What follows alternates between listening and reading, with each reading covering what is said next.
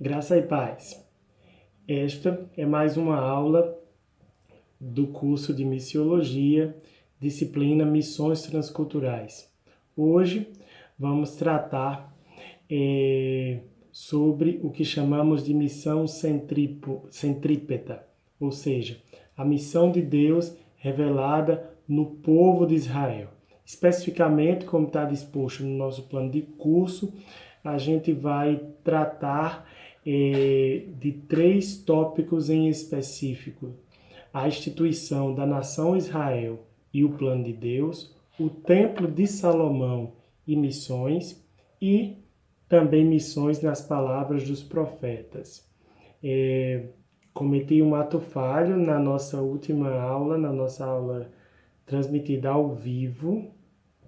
Missão centrípeta é exatamente aquela missão que as pessoas veem a glória de Deus e veem o Evangelho manifestado em Israel, no contexto principalmente da antiga aliança feita por Deus com Moisés. E a missão centrífuga é exatamente a missão declarada por Jesus na chamada Grande Comissão aos apóstolos, aos discípulos, às testemunhas de Cristo, de saírem de Jerusalém por toda a Judéia, Samaria e os confins da terra. As palavras são conceitos importantes, mas são bem semelhantes, e eu acabei dizendo que uma significava outra. Mas a verdade é isso. Nós vamos estudar hoje missão centrípeta, as nações vindo a Israel e vendo Israel como exemplo. Não significa necessariamente que só existe a missão centrípeta no contexto do Velho Testamento. Não. Existe hoje também, no sentido de que nós, a igreja, somos o Israel da nova e eterna aliança, e as pessoas elas serão atraídas pelo Evangelho através do nosso testemunho. Nós vamos estudar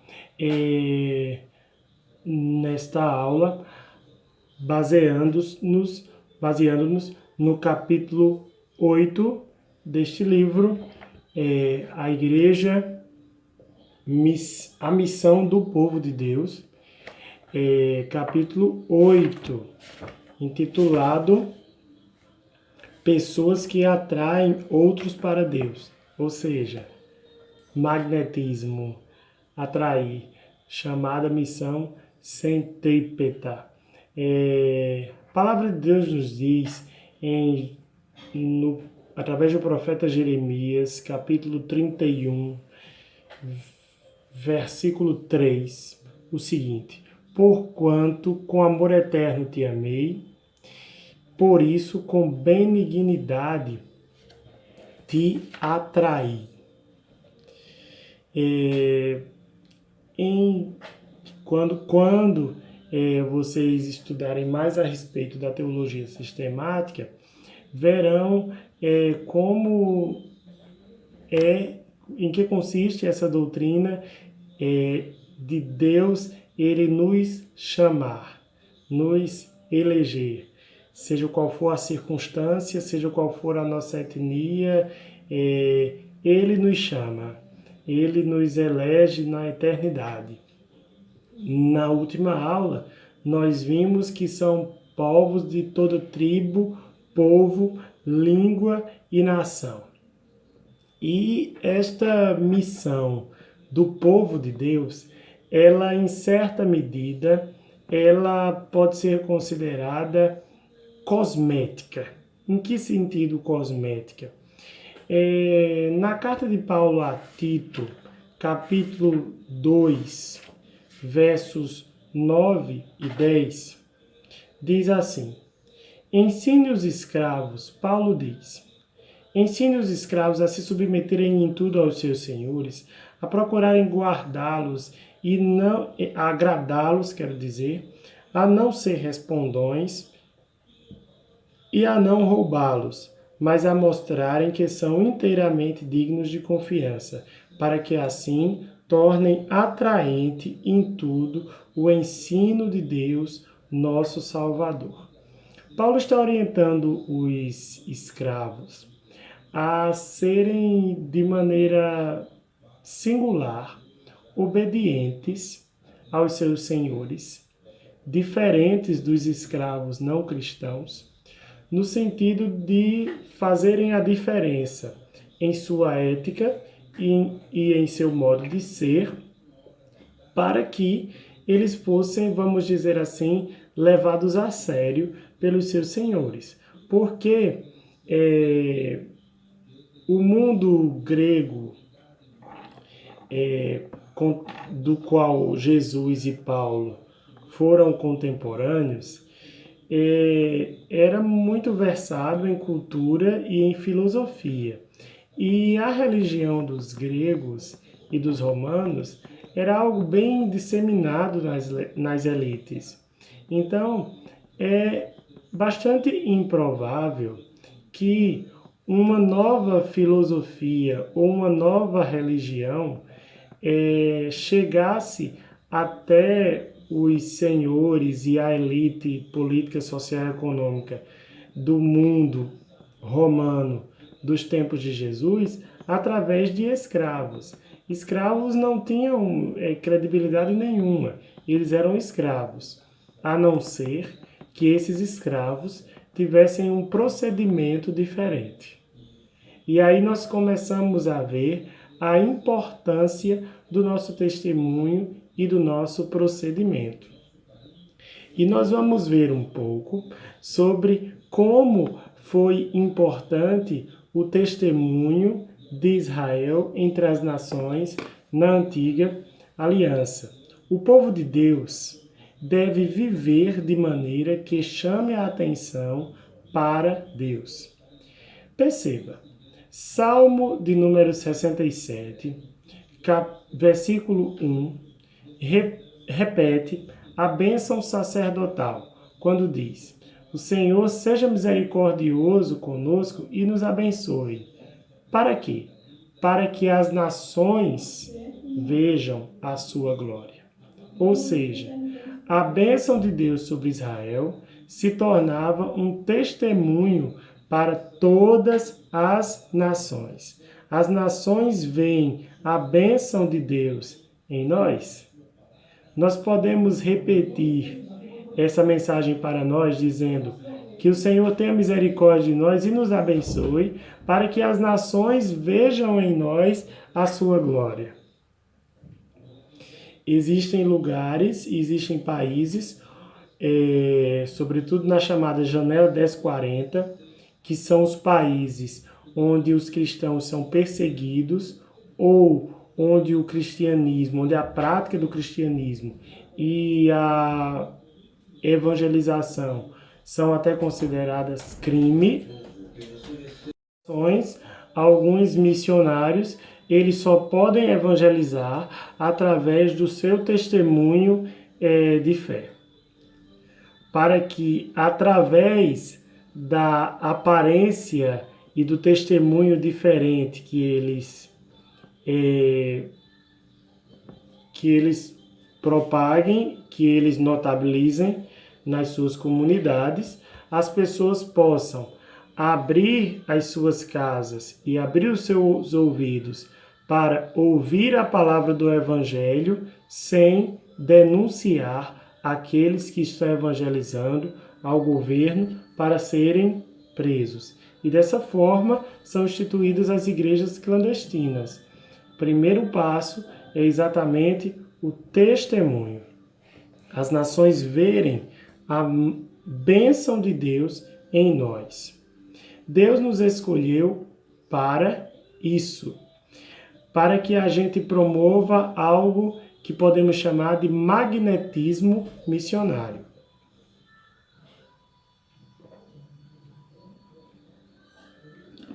Deuteronômio, capítulo 4, versos 5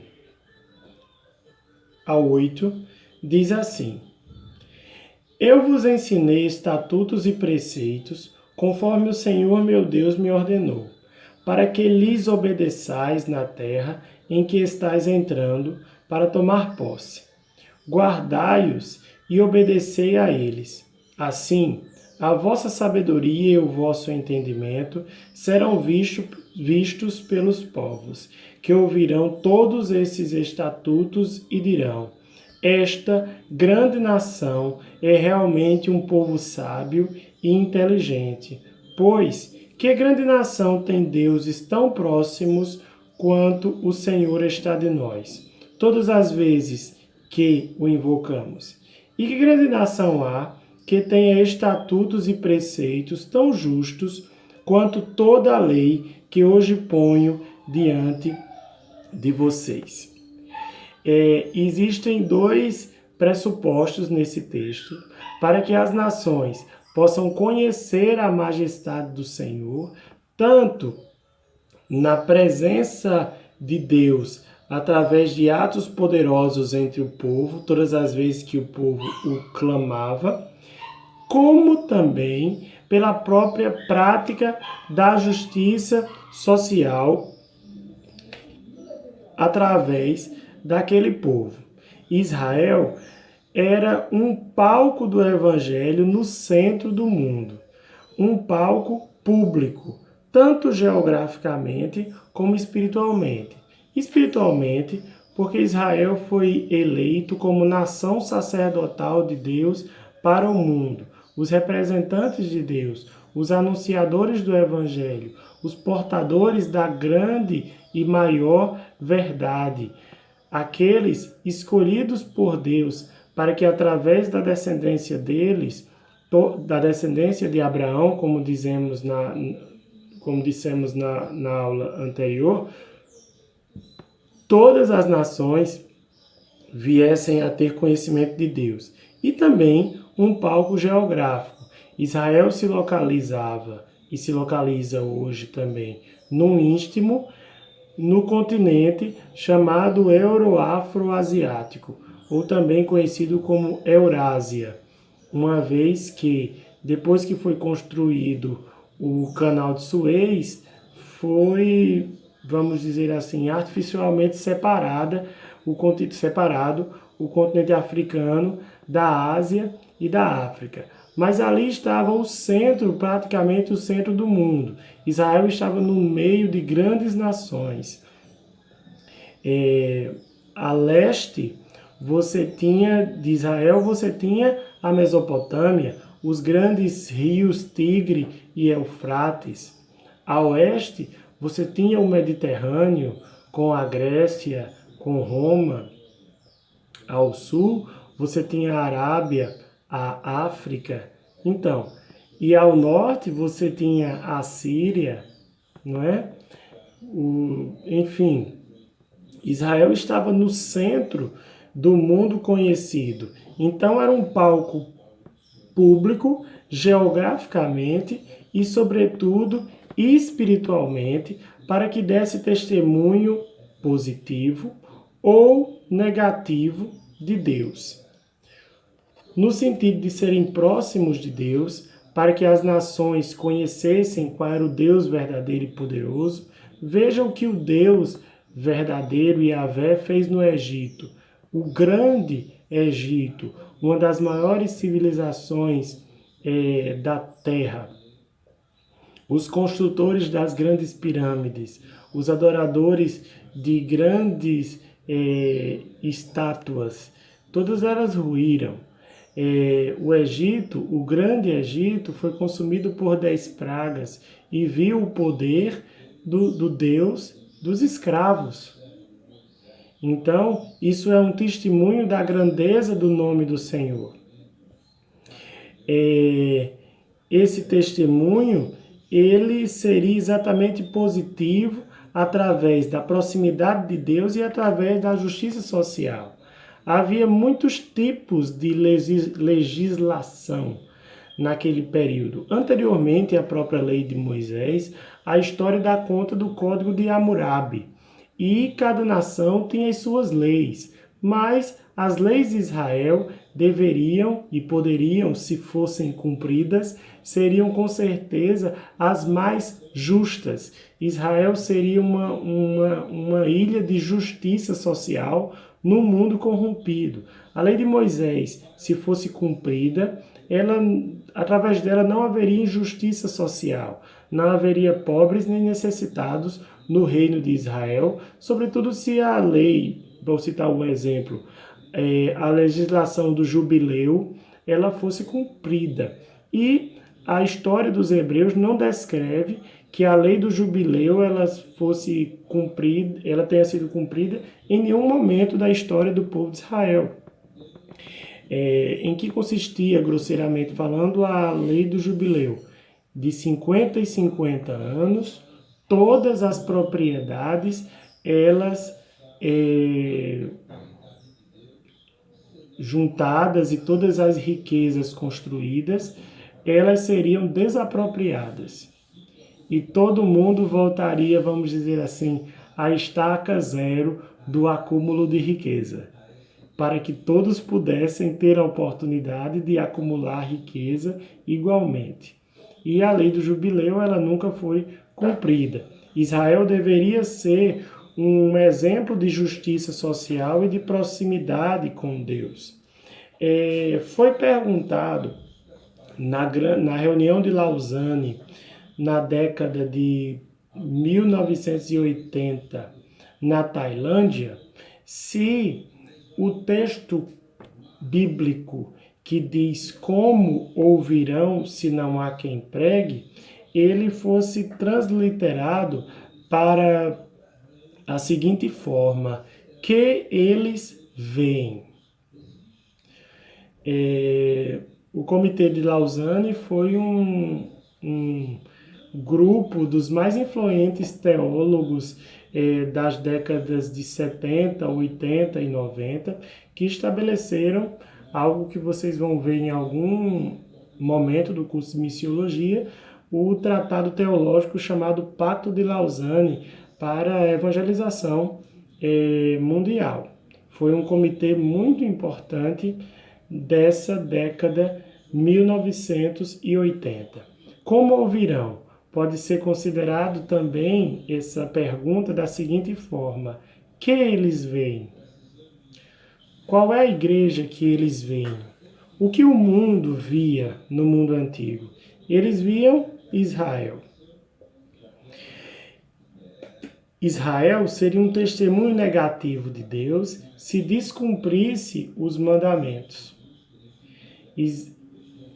Deus os prometeu os dispersar entre as nações e os destruir se eles não cumprissem a lei da justiça. Israel, segundo diz em Ezequiel, capítulo 5, versos 5 e 7, ele se tornou, meus irmãos, pior do que as outras nações. Nem melhor, nem igual, mas pior. Diz aqui em Ezequiel capítulo 5, verso 5. A partir do verso 5. Assim diz o Senhor: esta é Jerusalém. Pula no meio das nações e terras que estão ao redor dela.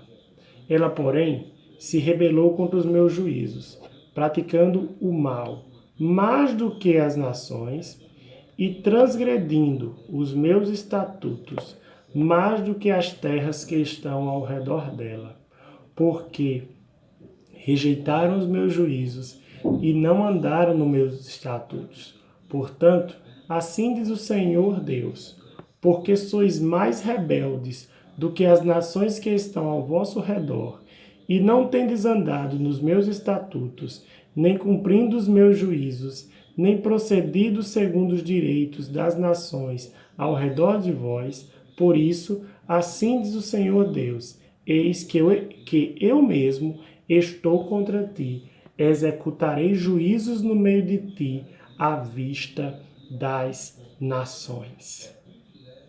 As nações viram a glória de Israel, e as mesmas nações viram vamos dizer assim, esfacelamento da nação Israel. O próprio Salomão, depois de dedicar o templo glorioso, como nós vamos falar também nesta aula, ele descumpriu os mandamentos do Senhor, não foi ético, não foi justo, e depois dele o reino se dividiu. É exatamente esse ponto que nós vamos entrar agora. Israel se afastou dos caminhos do Senhor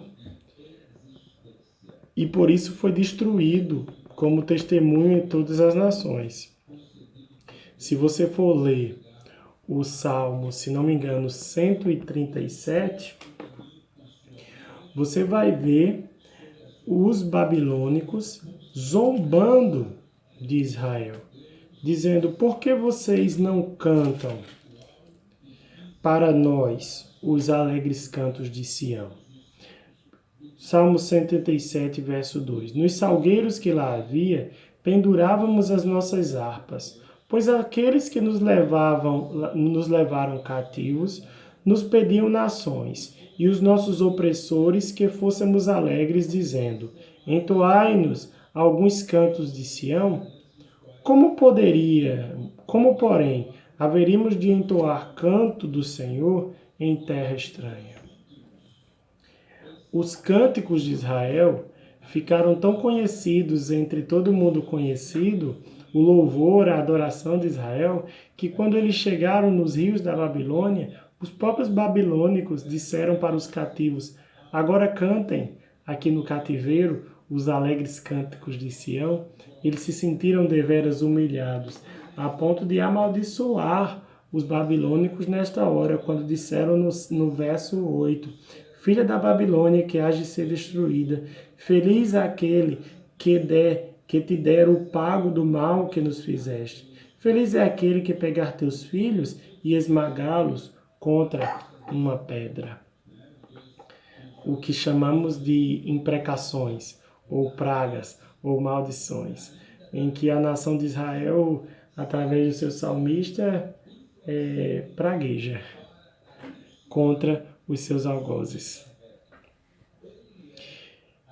O que eles veem? Que igreja eles têm visto? Uma igreja que cumpre, uma igreja que é testemunho do Senhor, uma igreja que ilumina, uma igreja que magnetiza, que as pessoas dizem: aquele dali é diferente, ou não? O templo foi estabelecido em Jerusalém para atrair a presença de Deus e para que as pessoas pudessem ser atraídas àquele grande símbolo da presença de Deus, conforme é descrito em 1 Reis, capítulo 8, né? Salomão traz para o templo a arca, fala ao povo, ora a Deus e dedica o templo. O templo de Salomão foi construído no período de maior esplendor de Israel. Um reino unido, poderoso, extenso, já tinha chegado próximo das margens do rio Eufrates, conhecido em influência, conhecido em presença de Deus, conhecido de diversos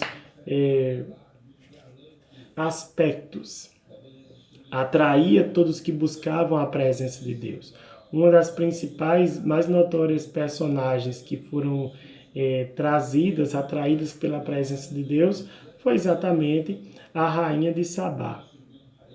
Quando Salomão dedicou o templo, ele dedicou o templo algo que a gente às vezes até passa despercebido, mas ele dedicou o templo a todas as nações.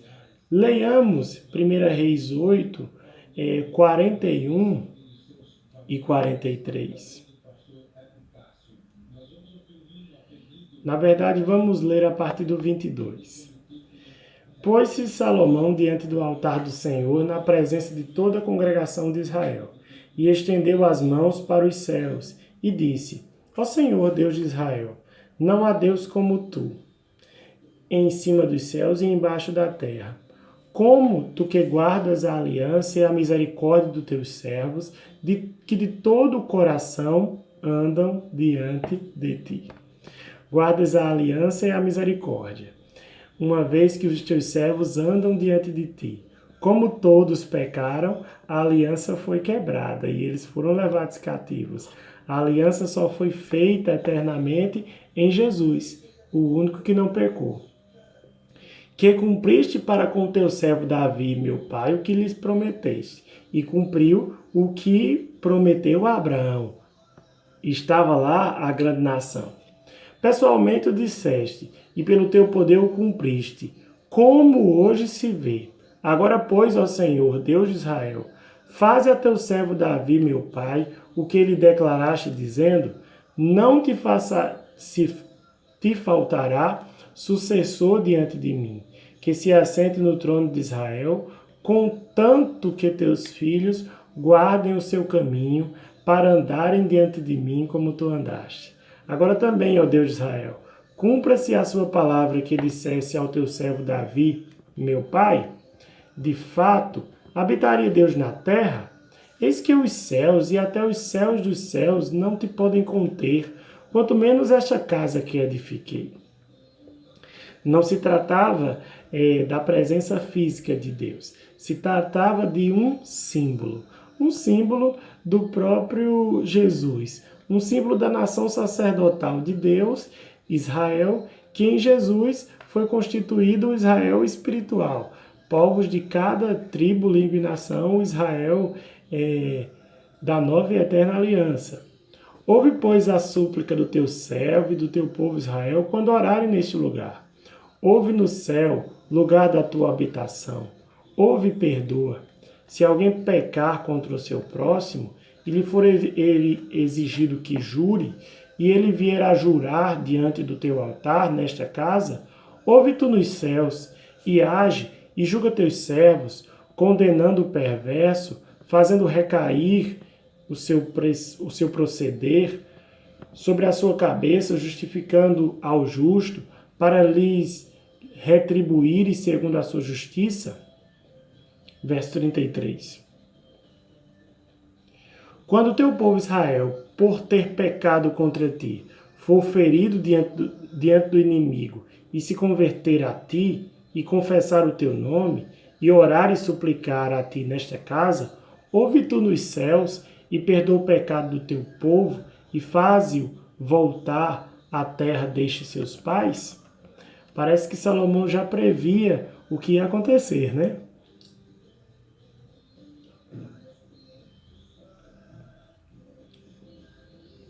Quando os céus se cerrarem e não houver chuva, por ter o povo pecado contra ti, e orar neste lugar, e confessar o teu nome, e se converter dos seus pecados, havendo tu afligido, ouve tu nos céus, perdoa os pecados dos teus servos e do teu povo Israel, ensinando-lhes o bom caminho em que andem, e dá chuva à tua terra, que desde a herança do teu povo. Verso 41, diz assim: também ao estrangeiro, que não for do teu povo Israel, porém vier de terras remotas, por amor do teu nome, porque ouvirão o teu grande nome, da tua poderosa mão e do teu braço estendido, e orar, voltado para esta casa, ouve tu nos céus, lugar da tua habitação, e faze tudo o que o estrangeiro lhe pedir, a fim de que todos os povos da terra conheçam teu nome, para te temerem como teu povo Israel, e para saberem que esta casa que eu edifiquei é casa chamada pelo teu nome. Ou seja, nessa parte nós temos mensagens assim de um nível de revelação poderoso. Talvez nem o próprio Salomão ele entendesse a grandiosidade do que ele estava dizendo neste momento. Ele propôs a Deus uma bênção para os estrangeiros, para os não filhos de Abraão, maior do que a própria bênção que ele estava pedindo para os israelitas.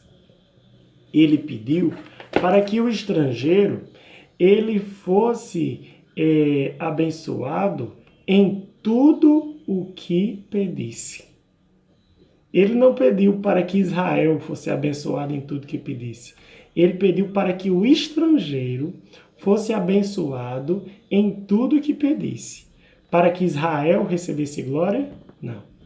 Para que o nome do Senhor, pelo qual foi constituída aquela casa, aquele templo, fosse conhecido através daquela casa. Compreende? A bênção de Deus estava sendo oferecida a todos os povos, inclusive aos estrangeiros. Por isso, desde então, se instituíram os chamados prosélitos, pessoas que não eram descendentes de Abraão, mas se convertiam à religião judaica. Por isso, quando houve o dia de Pentecostes, em que os discípulos, os apóstolos, foram cheios do Espírito Santo, haviam prosélitos, ou seja, povos de outras nações convertidos ao cristianismo, aos montes em Jerusalém. Povos de todas as nações vindo a Jerusalém para visitar aquele templo. Já não era mais o templo construído por Salomão, mas era o segundo templo. O templo foi dedicado para isto, para que todas as nações elas conhecessem a Deus através daquele centro religioso e sacerdotal que era Jerusalém e que era Israel. Então esse trecho, ele é digno de nota e digno de atenção de diversos aspectos. Quais eram os pressupostos? Que o nome de Jesus, o nome, no caso, o nome Yahvé, o nome do Deus Eu Sou, né? O tetragrama impronunciável, que muitos gostam de chamar Yahvé. Mas por que esse nome próprio de Deus ele se tornou impronunciável? Porque depois que os judeus voltaram da Babilônia, houve vamos dizer assim, um avivamento espiritual no que se refere à observância da lei. E a observância da lei, ela se tornou, vamos dizer assim, mais até paranoica. Foram instituídos partidos como, por exemplo, os fariseus, que estabeleceram diversas leis complementares à lei de Moisés para colocar na prática, no sentido de transformar a lei de Deus não num padrão de ética e justiça, mas num padrão de pode e não pode, de leis vazias que mortificaram a própria religião de Israel. E um símbolo disso é exatamente que eles pararam de usar o nome próprio de Deus. Eles pararam de pronunciar o nome próprio de Deus com medo de ferir o primeiro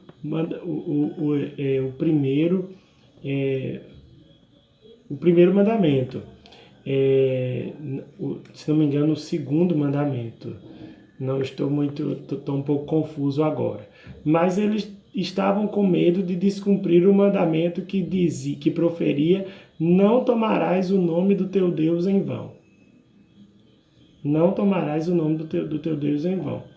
Para não correr o risco, porque eles não têm um entendimento espiritual do que seria tomar o nome de Deus em vão, eles disseram: vamos fazer o seguinte, vamos parar de dizer o nome dele. E aí o nome próprio de Deus ele foi deixado de ser pronunciado. E o próprio hebraico antigo, ele morreu. ele se tornou apenas uma língua litúrgica, porque estava nas Escrituras, e a língua que os judeus começaram a proferir foi exatamente o aramaico, uma língua misturada com as línguas árabes que existiam nas nações vizinhas a Israel. O próprio hebraico deixou de ser falado e foi substituído pelo aramaico, que era a língua de Israel nos tempos de Jesus. Deus queria que o nome dele fosse conhecido e honrado. Esse era exatamente o pressuposto da adoração, para que as nações conheçam o teu nome, para que a tua glória seja conhecida em todas as nações. Não a glória de Israel, mas a glória do próprio Deus. O conteúdo: todos os povos. E a motivação? Que o nome do Senhor fosse conhecido, para fazer com os outros, para que nós, como é que o nome do Senhor pode ser conhecido em todas as nações? Através de nós que somos a nação sacerdotal. Fazer com que os outros vejam necessariamente o que ele fez por nós. Ou seja, uma combinação indissociável entre missão e ética, entre o que eu digo e o que eu falo. Eu preciso resplandecer essa luz.